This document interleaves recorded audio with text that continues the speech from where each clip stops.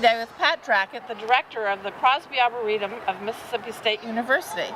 And today she's going to tell us a little bit about the Bug Fest. This is our 7th annual Bug Fest, and we are presenting this buggy extravaganza. It is 2 days, Friday and Saturday, and the first day kicks off with 4 hours of field trips for the local schools, and will feature entomologists down from Mississippi State University, USDA personnel and researchers who will be presenting talks on how to identify the bugs that are caught on the premises, and also the researchers will be demonstrating how to properly mount and pin, set the insects into groups or orders, and they will be providing instruction to the students in the school groups on how to collect on the grounds. We have almost 200 nets that will be checked out to these groups. We have groups of 3 and 4.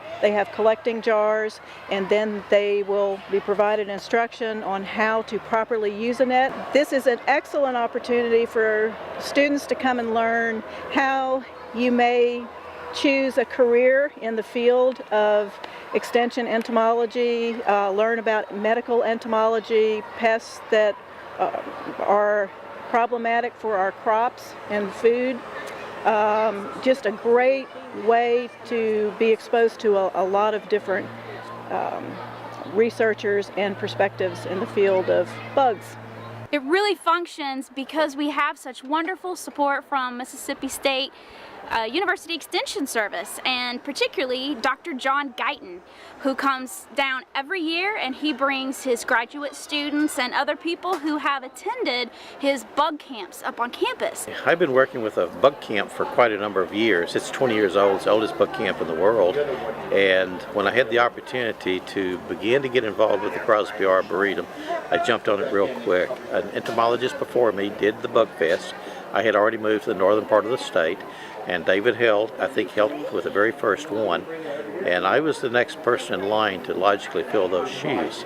So I joined Bug Fest, and since that time we've been coming down.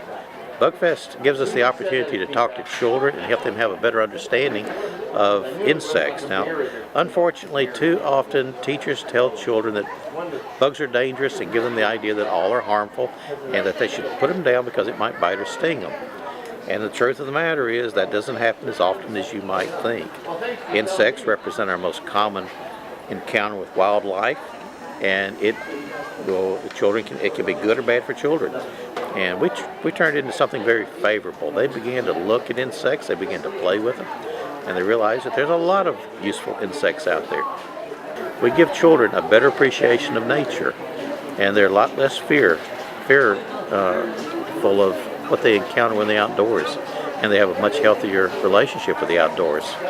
Bugfest has been doing a phenomenal job. Pat Drackett with the Arboretum staff really have provided an opportunity for an awful lot of people to learn about nature and insects in particular. Okay, the big purple one that we have up there, we call it a prism trap, or we finally call it a Barney trap. It's sticky completely on the outside, and on the inside is a little bait, and we're surveying for emerald ash borer, which came from Asia and is infesting the north part of the United States, and it destroys ash trees. The black funnel trap here is for bark beetles. We're surveying for exotic bark beetles, and it looks like a trunk of a tree, and we put some bait in it, and the beetles fly against it, and they slide down the funnel and get stuck down in the cup in the bottom. Then we have a couple of examples of fruit fly traps. The white trap and the yellow base trap are for different types of fruit fly that come from the Caribbean, the Mediterranean, Oriental fruit fly. The red trap is for a cotton pest that we survey for, and then the green trap is for gypsy moth, which we have in the northern part of the United States, which we're tracking to see how far they come down.